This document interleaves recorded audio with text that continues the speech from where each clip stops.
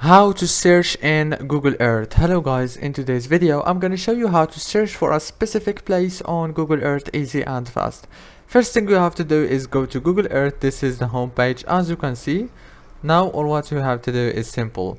Just go to the top here, click on those three lions, and then click here on this search. You will find it right here, and then you can search for any place, as you can see. For example, you can choose the features in Google Earth. This place actually looks so amazing. Let's wait a few seconds and it will take us to the chosen place. Okay, and here you go. You can also just click from here on this little search icon, and very easy.